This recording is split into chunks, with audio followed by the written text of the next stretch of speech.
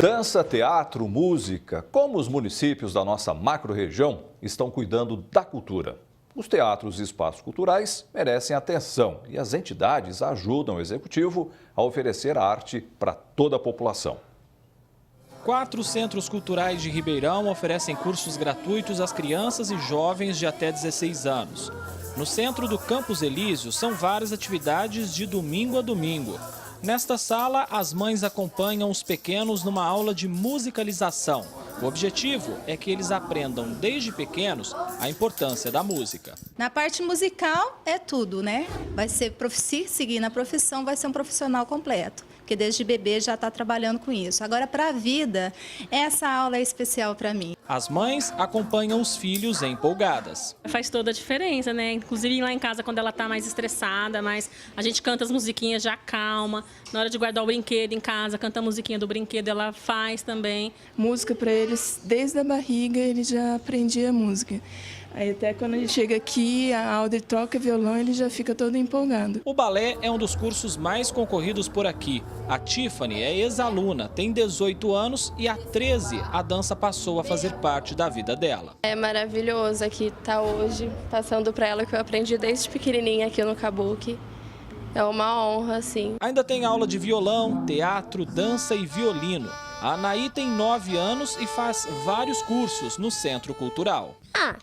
Pra mim é divertido porque aí eu já saio do balé e venho pra cá e eu gosto muito. O programa Kabuki é o responsável por gerenciar as atividades em 4 centros culturais de Ribeirão. Houve um corte de repasses da prefeitura, mas a ONG tem conseguido manter as atividades. Para o coordenador, a cultura faz toda a diferença na vida do cidadão. A cultura é tudo, né? É a identidade do nosso povo, vem pela sua cultura, né? Então, a gente entende que através da cultura, com a cultura, nós temos uma arma muito poderosa para poder transformar esse mundo para melhor. E o objetivo da atual administração é ampliar o trabalho cultural na cidade. Os planos é dar continuidade ao nosso trabalho, só que ampliando uma parceria com outras secretarias, mas a continuidade é que os cursos sejam gratuitos mesmo e ampliando novas ações. O Teatro Municipal está passando por reformas. Serão investidos quase R$100 mil nos camarins, banheiros, parte de iluminação e no carpete. Uma antiga reivindicação de quem usava o teatro para apresentações culturais. Muitas reclamações, sobretudo por conta da má conservação mesmo. Estava tudo precisando de uma revisão, de uma reforma. Bem próximo do Teatro Municipal está o Teatro de Arena, palco que já recebeu vários artistas locais e até internacionais. Só que hoje a cena por aqui é de total abandono. E é na parte de baixo aqui do Teatro de Arena que a gente consegue notar toda essa situação de abandono. O quadro de energia elétrica foi arrancado. Aqui, 2 camarins, muita sujeira, as 2 portas arrombadas. Todo o sistema, as luminárias aqui também desse corredor foram arrancadas. E os banheiros, tanto feminino quanto masculino, impossível de serem usados. Vasos sanitários estão quebrados, assim como o elevador. A cerca está danificada em alguns pontos e muita sujeira. Por enquanto, impossível acontecer espetáculos por aqui. Já em Sertãozinho, o Teatro Municipal passou por uma reforma recente. O prédio recebeu pintura nova, elevador e adaptação nas escadas. Ficou fechado por 9 meses. A prefeitura investiu quase R$800 mil na obra. Aqui ainda acontecem cursos de iniciação. É a cultura mudando vidas. Tem pessoas que vêm para cá para fazer teatro e encontram aqui uma chance de mudar a sua própria vida, a sua postura, a forma como ele próprio se observa, se encontra. Essa gestão ela é muito voltada para a cultura. Tivemos um ganho muito grande esse ano, que foi a criação da Secretaria de Cultura e Turismo. A gente tem agora muitos projetos que estão iniciando, tem um calendário grande de projetos e a gente está iniciando outros agora com cursos, com eventos que vão acontecer. Entre os projetos culturais na cidade está o da Associação Cabeça de Negro. A entidade recebe um repasse mensal da prefeitura e atende mais de 200 crianças e jovens carentes em oficinas de teatro, música, capoeira e dança. 2 livros e até um DVD já foram lançados sobre o trabalho desenvolvido na entidade. Eu fui envolvido com a cultura, né? E a cultura ela me resgatou, assim como resgatou várias pessoas envolvidas com a cultura hip hop. E isso traz uma reflexão que é possível vencer por outros meios, né? É possível a pessoa vencer pela arte, pela cultura. Em São Carlos, após o fim da parceria com o governo do estado, que cortou gastos da cultura, a prefeitura passou a manter o centro cultural e agora retoma aos poucos as oficinas que eram oferecidas. O prédio do Centro Municipal de Arte e Cultura, o SEMAC, tem espaço para aulas de dança, circo, música e outras atividades ligadas à cultura. Além disso, outros locais oferecem apresentações musicais e de dança à população, como os teatros de Arena no centro, na Praça 15, no Parque do Bicão e no São Carlos 8. O SEMAC espera retomar as verbas públicas e que até o fim do ano as atividades voltem ao normal. E nós estamos aguardando a assinatura de um convênio com o governo do estado também para aumentar esses recursos. Estamos sempre também na busca de outros recursos de ordem federal. E a demonstração que a população apoia a arte e a cultura vem de Batatais. O Teatro Municipal passou por uma recente reforma no teto e nos banheiros, com verba do Ministério da Cultura e contrapartida da Prefeitura. Até a população abraçou a causa, adotando a reforma de poltronas, ao custo de R$ 123 cada. A rapidez com que a população abraçou a ideia surpreendeu a diretoria. Nos surpreendeu a agilidade da adoção das cadeiras. Nós conseguimos rapidamente levantar esse custo, então todo o material foi comprado. Já em Franca, o Teatro Municipal deve passar por reformas nos próximos meses, em um processo de modernização do acesso a cadeirantes. Apesar de já existir, a diretoria acredita que é necessário uma modernização.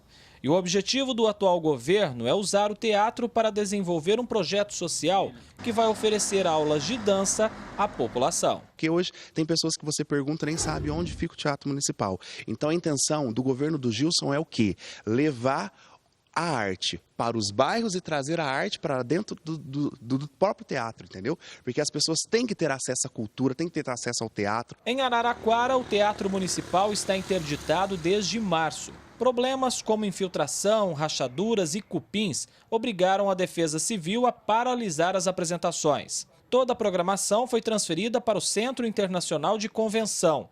As obras de recuperação, orçadas em quase R$ 1 milhão, não têm data para começar, mas o município pode buscar a iniciativa privada para recuperar o teatro, que também é patrimônio histórico. A partir do momento que você mostra um mapeamento desse para um empresário, por que ele não vai entrar com uma contrapartida com o município? Porque o interessante do patrimônio é que não é uma gestão, porque a gestão passa. Qualquer gestão pública ela vai passar porque ela tem tempo certo.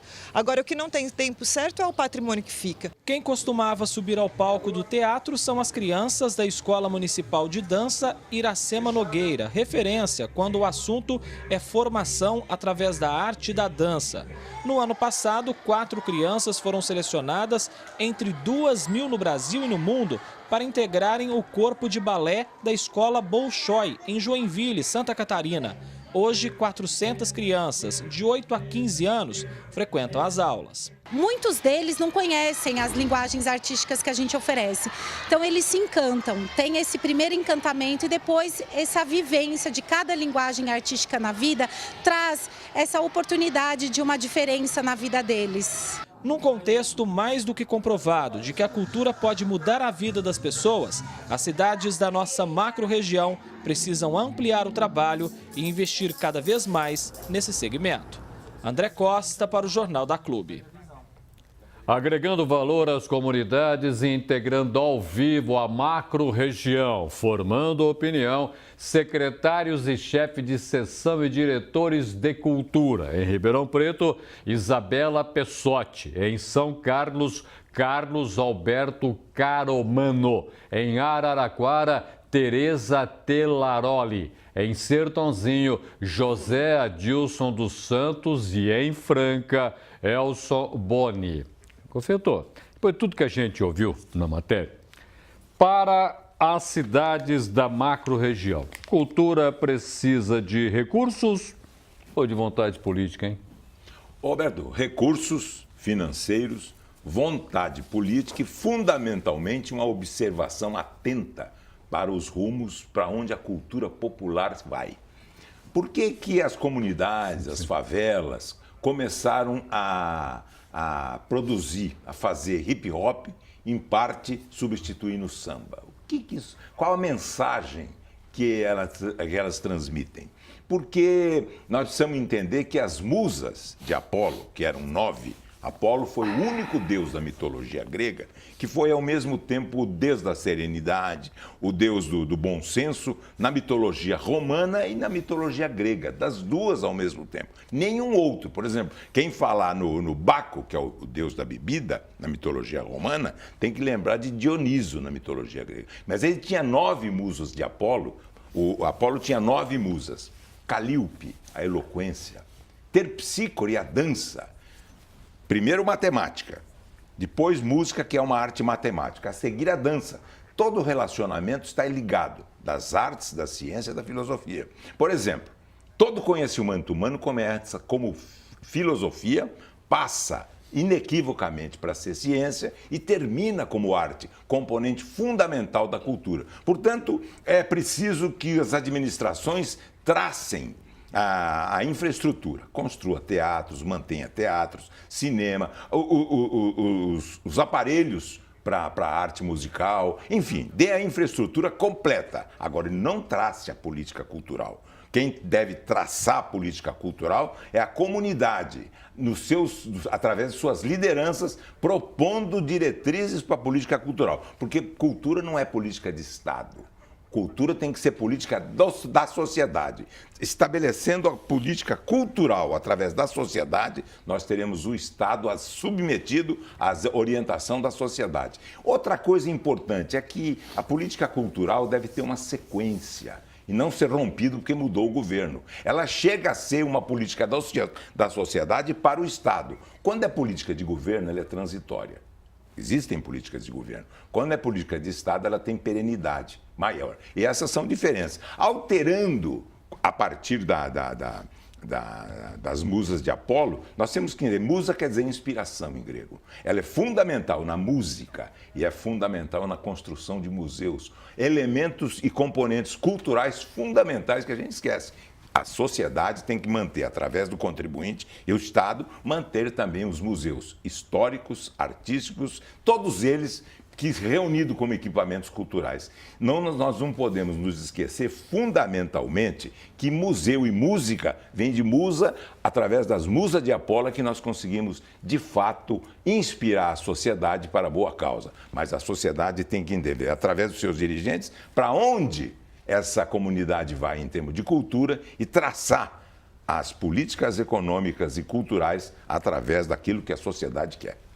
Em Ribeirão Preto está Isabela Pessotti, secretária da Cultura. Isabela, para a gente entender, todos reclamam que falta verba para a cultura. No seu caso não é diferente, então você vai se rearranjando. Agora, há uma possibilidade de parceria público-privada para a cultura e deixar um pouco mais a sociedade civil interferir? Boa tarde a você. Boa tarde Ribeirão Preto e macro-região, todos que estiverem nos assistindo. Eu acho que a fala do Golfetto me contempla muito, porque o que nós temos que observar é que é exatamente isso. A cultura emana da sociedade civil, ela emana das periferias, emana do povo, e a necessidade de políticas culturais e de conservação do que é patrimônio cultural e dos nossos equipamentos, dos teatros, dos centros culturais, é a obrigação do poder público, é deixar políticas perenes de cultura. Isso requer orçamento. Então, nós estamos passando por um momento de cortes e de necessidade extrema dessas parcerias, que vem através de organizações sociais, que vem através do bom diálogo com a União e o Estado, né, para que a gente possa... E entre municípios também, para que a gente possa, por exemplo, eu chego agora de Brodowski, estava visitando o Museu Portinari e observando como foi o caminho de restauro desse espaço físico e de ocupação e como eles conseguiram construir daquela humilde estrutura que era o Museu do Portinari anteriormente e como ele se apresenta agora que é uma coisa fabulosa. E esses exemplos, como o de Sertãozinho, de arte e educação, que é o caminho para a cidadania e para a promoção social através da cultura. Esse é um exemplo que Ribeirão já teve outrora, projetos semelhantes, e precisa retomar. Eu vou agora até São Carlos, Carlos Alberto Caromano, ele que é o chefe de seção de difusão cultural. Como a gente faz difusão cultural, sabe por que eu estou te fazendo uma pergunta? Porque aí a gente em São Carlos tem universidade, é um tipo de erudição, de cultura, e tem realmente a cultura da cidade, do campo e assim por diante. Como que faz essa integração? Boa tarde a você. Boa tarde a todos. É com criatividade e buscando as parcerias, como vocês mesmos disseram. São Carlos não é diferente. Nesta retomada da ação cultural na cidade, nós estamos buscando esta integração com as universidades e com a sociedade, restabelecendo o Conselho Municipal de Cultura, restabelecendo as conversas com os órgãos governamentais, seja ele do governo federal ou estadual, e buscando recursos. Às vezes, a gente não sabe difundir a cultura porque não sabe pedir direito ao recurso. E São Carlos está trabalhando nesse sentido, de maneira simples, mas com vontade do trabalho. Eu vou até Araraquara conversar com a Tereza Telaroli, que é secretária da Cultura. Tereza, aí em Araraquara tem um museu do futebol excepcional. Está aí na fonte, um estádio também belíssimo. Então, quer conhecer a história do futebol, do esporte de Araraquara região, dá uma passada aí que é muito importante. Agora, a gente tem outros pontos interessantes de cultura aí em Araraquara. Quais são esses pontos que mais merecem cuidados de vocês? Bom, boa tarde a todos e as pessoas que nos ouvem e também aos colegas que estão nesse processo importante de diálogo.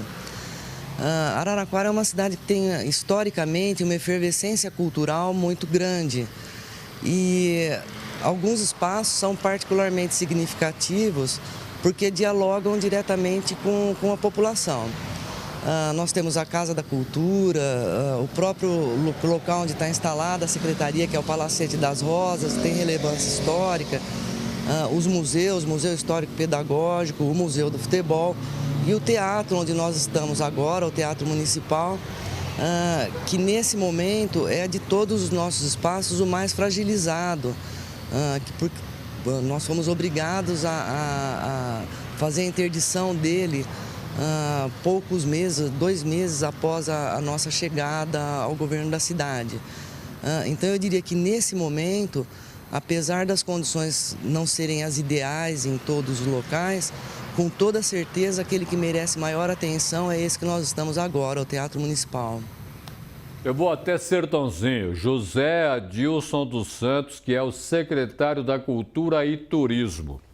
Aproveitar essa última palavrinha que eu falei, turismo, para tentar entender até onde é possível unir a cultura e o turismo aí em Sertãozinho. Boa tarde a você. Boa tarde a todos, boa tarde aos meus pares que estão nesse momento nesse debate.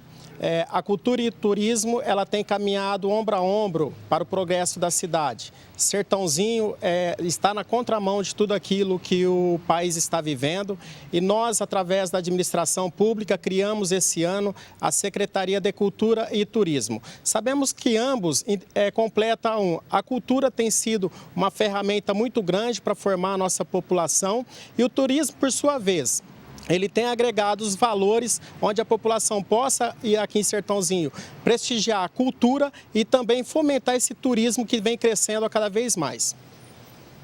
Muito bem. Eu vou a Franca agora. Elson Boni, o diretor de cultura. Como que a gente trabalha cultura sem grandes investimentos? Porque todas as secretarias estão com a grana curta. E precisa entender aquilo que a população quer ou pode oferecer ela, a população, de cultura. Na sua cidade, qual que é essa relação? Boa tarde. Boa tarde, meu querido. Boa tarde a todos os ouvintes. Eu acho o seguinte... Primeiramente, nós temos que saber trabalhar mais com menos, né? Buscar parcerias, entendeu? Para que a gente possa realizar todos os nossos projetos. E assim, primeiramente, saber trabalhar mais com menos. Por quê? Porque se você vai buscar parcerias, sabe? E o pessoal tem que estar apto a entender esse projeto da gente e passar as coisas a acontecer realmente. Porque aqui a cultura, desde que nós assumimos, a cultura está avançando aqui na nossa Cidade Franca. Fizemos vários projetos, temos vários projetos acontecendo, né?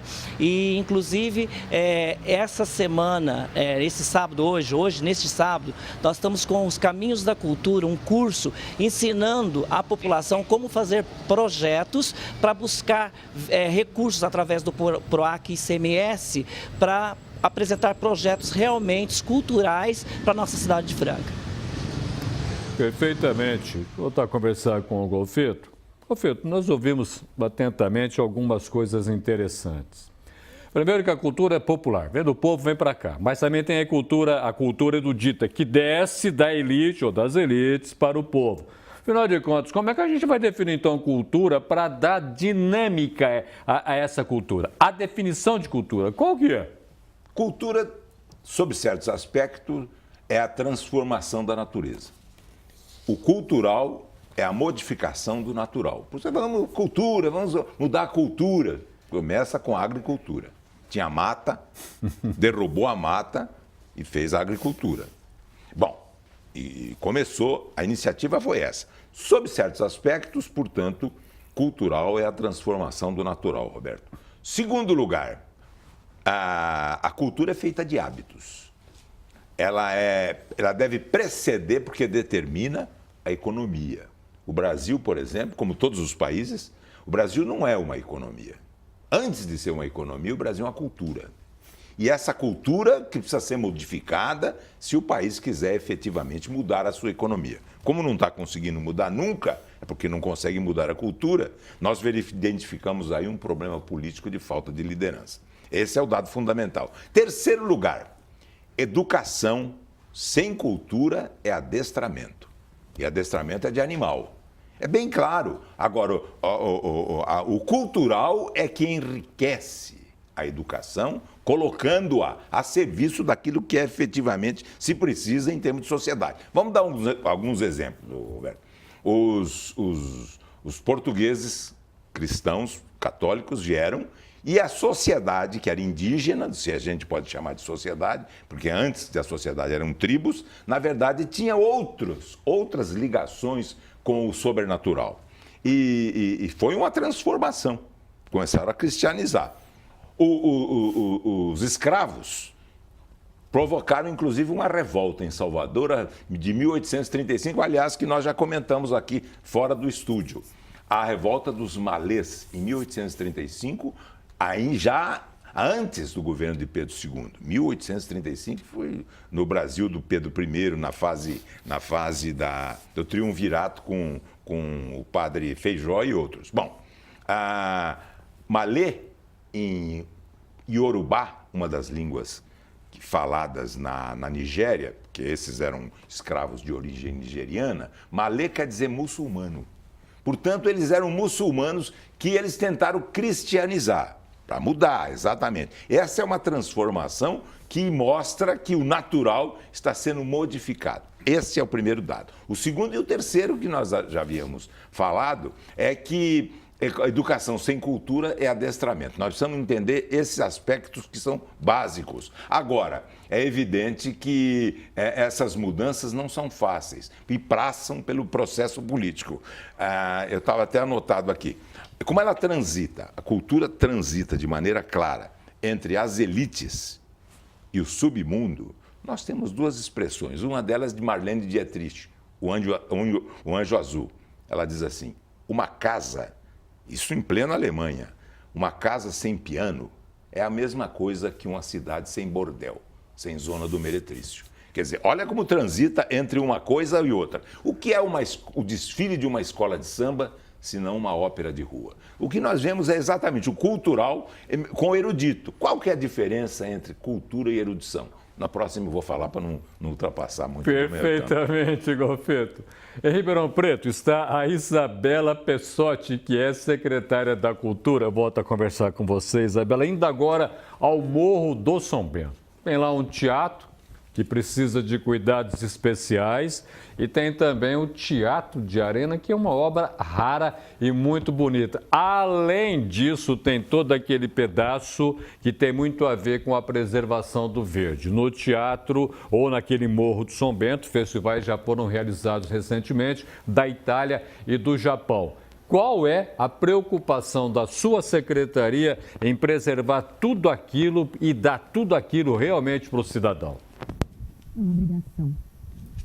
Essa administração tem como um dos carros-chefe da cultura nesse momento. Nós estamos com um pequeno problema técnico. Daqui a pouquinho nós voltamos a falar de Ribeirão Preto. Vamos agora a São Carlos, é isso? Pois não. Eu te perguntei a respeito do Morro de São Bento. Você agora me ouve? Você consegue concluir? Sobre o Morro do São Bento e o entorno, né? Isso. Primeiro, eu gostaria de parabenizar a fala novamente do Golfeto a respeito da arte e educação e da importância disso para a formação da consciência crítica. A gente tem que pensar não só no Teatro de Arena, no Teatro Municipal e no entorno do Morro do São Bento, na Casa da Cultura, mas também nos projetos de formação, ainda mais observando o Plano Nacional de Educação, que fala tanto na integralidade, na necessidade de formar para além do ambiente da escola. Todos nós temos essa obrigação com a formação e a arte e a educação é um caminho para isso. Essa análise lucidíssima da cultura enquanto hábitos, costumes e tudo aquilo que emana do povo e volta para ele. Então, a questão da erudição, que aí novamente vai ser explicada e abordada, eu fico no aguardo. E sobre o São Bento, o morro, né, o complexo Morro de São Bento, ele é uma área tríplice. Ele é uma área de preservação ambiental, é uma área de cultura, porque tem lá os 2 teatros, as obras do Bassano Vaccarini no nosso jardim, que carece de cuidados também, e tem o bosque funcionando, tem a Cava do Bosque, que é a parte do esporte, que também anda muito junto com a cultura e com a educação, não tem como pensá-los separadamente.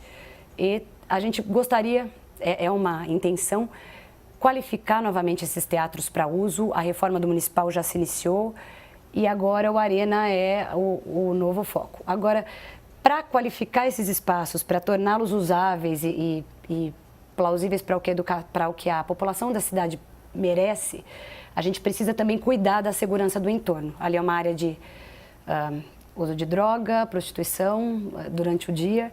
Então, nós precisamos pensar em políticas de cuidado com aquela região toda. E, dessa maneira, poder reformar os teatros sem que eles sejam novamente subtraídos.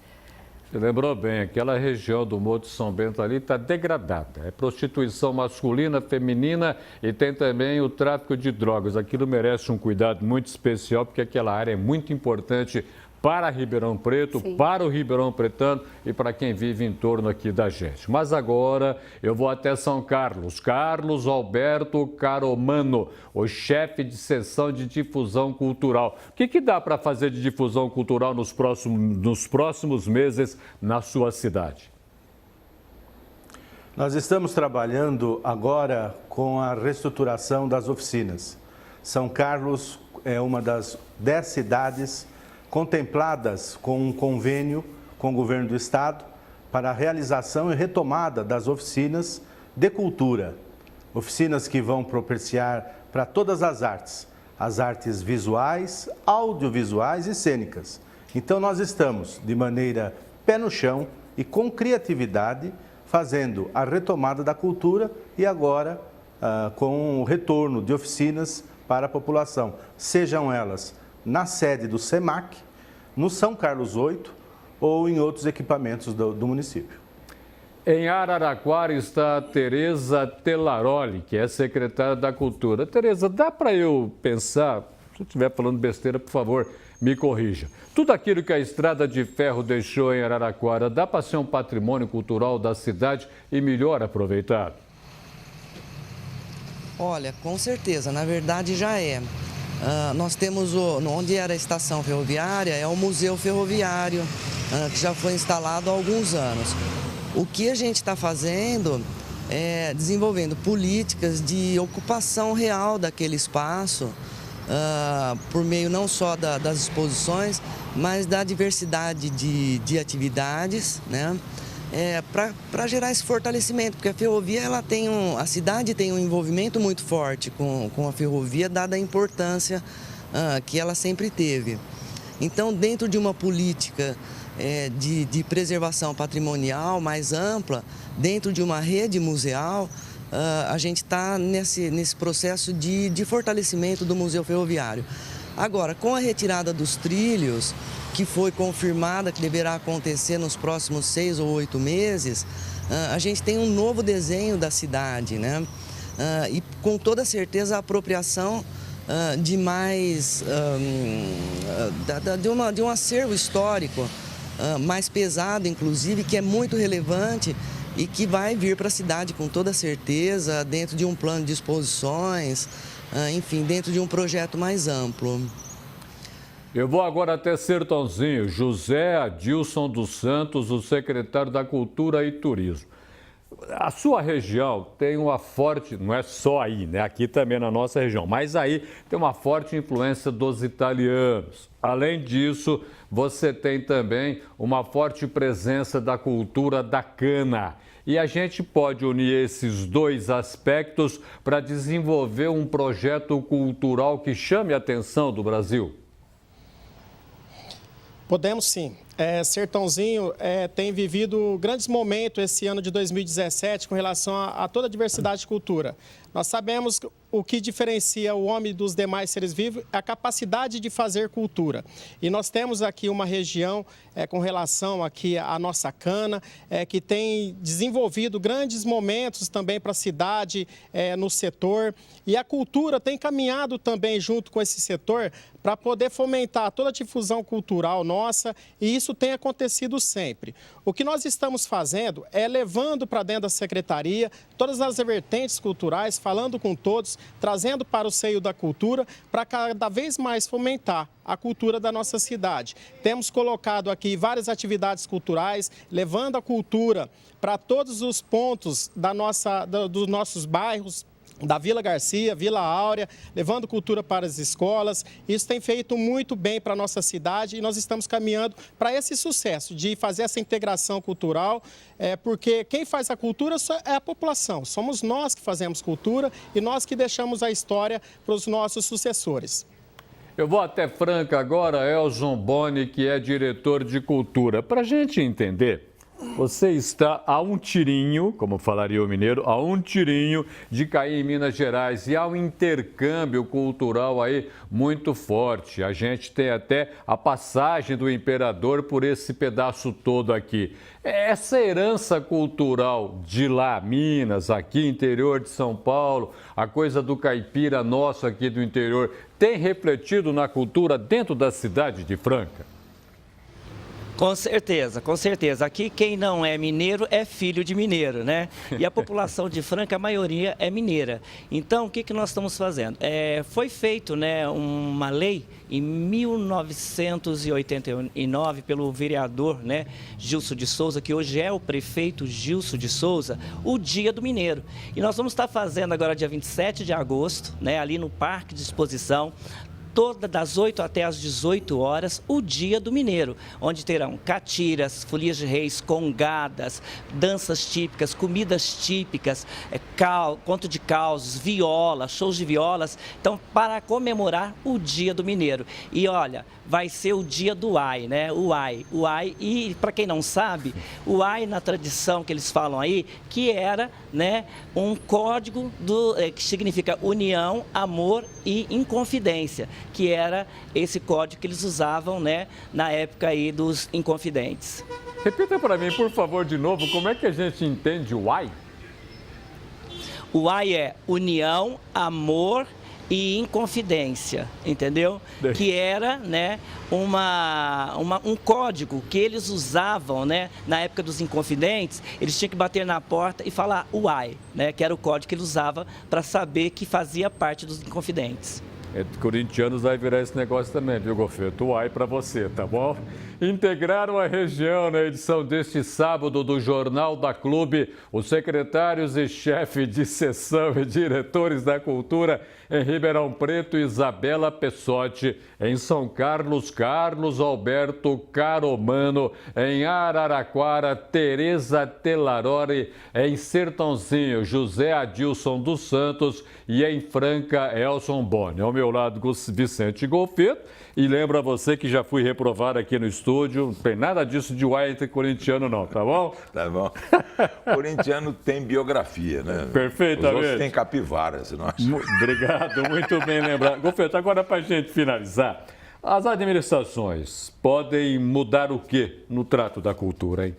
Então, se deixar uma administração exercer a sua atividade e não incorporar o processo cultural, você acaba sendo mau discípulo da história. História é a ciência da experiência. E Otto von Bismarck, no século XIX, na Alemanha, já fez isso. O que aconteceu? Bismarck fez a Alemanha grande e os alemães pequenos. Um prefeito que haja nesse sentido fará a cidade, pode fazer a cidade grande. Ribeirão Preto, Franca, São Carlos, todos. Mas o cidadão que mora lá, seja ele nascido na cidade ou adventista, que chegou lá, será pequeno. A cultura é o fermento que faz o ser humano ter uma dimensão maior e, portanto, do tamanho da cidade ou, às vezes, maior do que a própria cidade para fazê-la crescer. Esse é o primeiro dado. O segundo, é importante fazer a diferença entre erudição e cultura. Erudição é acúmulo de conhecimento. Como fala o Shakespeare, como disse o Fábio Carilli, o filósofo que é técnico do Corinthians, esse acúmulo é um acúmulo, uma soma de conhecimento. Já que erudição, eructo, vômito em grego. Você vomita, só fala aquilo que os outros já falaram. Ele chegou em segundo ou em último lugar. Bom, a cultura não, a cultura pressupõe transformação. Pode ser para pior, pode ser para melhor, mas há uma transformação e jamais será a mesma coisa. Não será como antes. Esse é o processo cultural que deve vir do povo, que é ele que traça o seu caminho, como nós dissemos logo no começo. Agora, não é fácil. O erudito chama a música clássica. A música clássica é a cultura clássica. O que é cultura clássica? O que uma mulher de classe, que fez o curso clássico, portanto, clássica é a música que é executada em lugares especiais, no conservatório, no teatro, da sala de cinema, dentro das igrejas. Essa é a música clássica, estudada e executada nas classes. Uma mulher de classe é uma mulher que fez escola, que não é analfabeta. É o preconceito, a carga de preconceito que o português carrega, que são os preconceitos dos povos de língua portuguesa ao longo dos séculos. Esse é o primeiro dado. Agora, a música popular é do boteco. A música popular é a do povo, que nasce do povo. Tanto que ambas são busca da beleza. Agora, a música, a cultura erudita, ela é conservadora. Ela não muda nada. Agora, a popular pode mudar, para pior ou para melhor. Esse processo, Roberto, é um processo que pode passar pelos campos de futebol, porque o brasileiro gosta de futebol, um dos seus esportes e ainda é um dos esportes favoritos. O que pode mudar a cultura, rápida, aliás, não sei se rapidamente, mas com um certo tempo, a conta-gotas também, são os meios de comunicação. E daí a importância do jornalista, o que ele é? Ele é um homem que faz a crônica do cotidiano. E crônica é um gênero que transita entre a literatura e o jornalismo. É por isso que é difícil. Muitíssimo obrigado pela sua presença no Jornal da Clube Uai. Muito obrigado para você também. Bom domingo. Obrigado, Gofeto. Obrigado.